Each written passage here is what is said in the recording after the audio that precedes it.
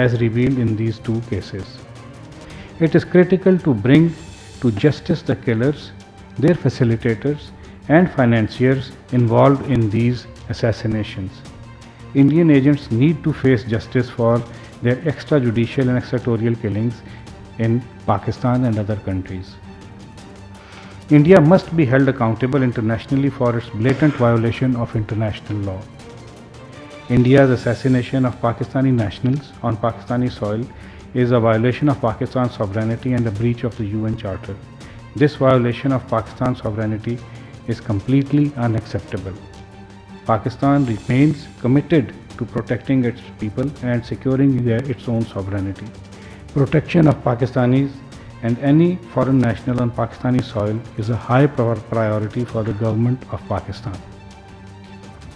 India's reckless and irresponsible act calls into question India's reliability as a credible international partner and its claims for enhanced global responsibilities. Thank you.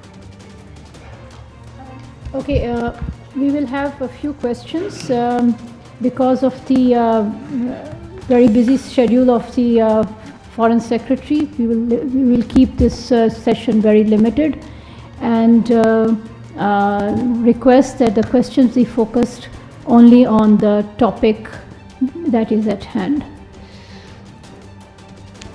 Ji Mateen Haider Sahab. Assalamu alaikum.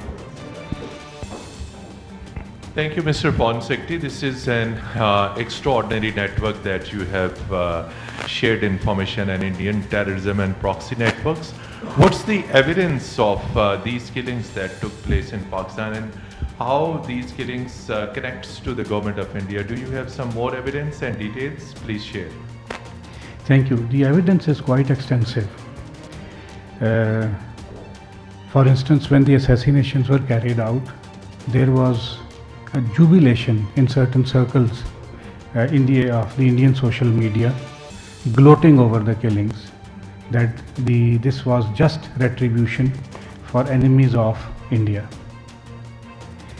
There is also evidence of linkage of these killings with the Indian agent Yogesh Kumar and the Ashok Kumar Anand. There are confessional statements of Umair and the other gentleman who has carried out the second assassination and their facilitators, and they have pointed the Pakistani authorities out to other members of the network who are now in our custody. We also have evidence of financial transactions, communications, and thus establishing a link between these Indian masterminds and the various facilitators and then the actual criminals who carried out the acts. Taken together, this is a fairly comprehensive package of evidence which clearly points out to the involvement of these Indian agents, we believe at the behest of their state, to carry out these assassinations on the territory of a sovereign state in complete violation of international law. And then there is the general atmosphere about this. We are not the only ones saying this. There is evidence also which the Canadian authorities have shared, and there is also news of the United States where another agent, Indian agent, has been caught trying to conduct a similar activity there. So taken together, it is fairly clear what India is doing in complete violation of international law. Mr. Nazim.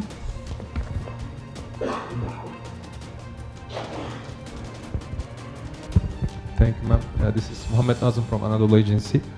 Do you think are these killings in Pakistan linked to similar events in USA and Canada? So have the investigators found any similarities in these killings in Pakistan? Thank you. The modus operandi, if you look at it, I'm sure you mentioned it, United States and Canada, and what happened. The modus operandi seems quite similar, that instructions are received by Indian agents, we believe, from their headquarters back home. They then go about looking for contacts and contract killers in the local community, and then they execute the crime. In the case of the United States, the agents by chance ran into an informant who then subsequently referred them to an undercover officer in the United States.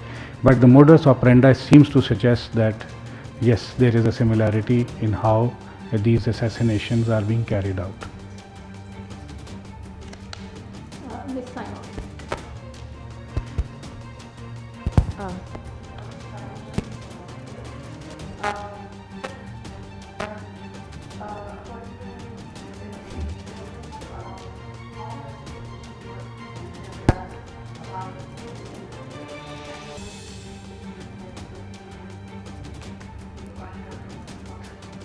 Some information cannot be shared at present because it is of a sensitive nature and impacts on the court cases that are underway. We, for instance, have their passport numbers and identity. We can share it with you. We have some other information also. For instance, Yogesh Kumar who orchestrated the killing of Shahid Latif Sahab, was born on 9th October 1996 in an Indian city, Sri Ganga Nagar in Rajasthan. The other gentleman, Ashok Kumar, we believe was born on 1st July 1958 in Kolia village of Karnataka. Information is also being still gathered, but as I said, some of it cannot be shared, but we have specifics.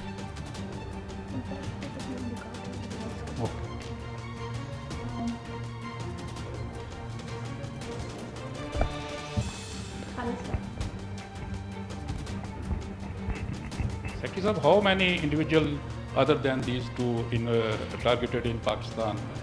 There is a report that some other target killing in Pakistan in 2023. Have you found any clear evidence of Indian involvement in this case? Right now, of course, as I've already said, we are sharing details of these two, but it cannot be discounted that there are other instances that have also happened. Investigations are underway, and as and when we have sufficient evidence, it will be shared with you. We don't have time for many questions. Ali Hussain from Business Recorder. Ji, thank you. This is Ali Hussain representing Business Recorder.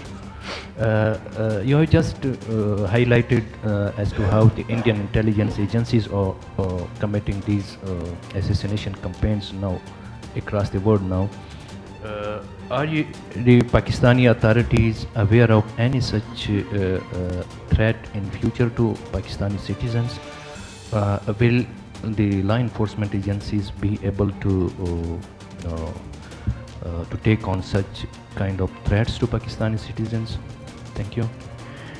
Following these incidents, of course, we have increased our vigilance. Knowing that now Pakistan is a clear target of Indian activities of this nature, our agencies and various other departments and ministries are exercising extreme vigilance. We do not discount the possibility that there may be other targets of Indian activities. To the extent possible, the Pakistani state will do everything that it can to protect its citizens. Where it has evidence, of course, the individuals will be informed that they need to exercise caution. We are doing everything that a sovereign state needs to do to protect its citizens in the face of this absolutely lawless criminal behavior. We have to finish at 5:30. That's why this was the last question. My apologies, because there is an important meeting there for which the Foreign Secretary has to go. Our apologies. This was really the last question. Thank you very much. I am really grateful for your time, please. Thank you very much.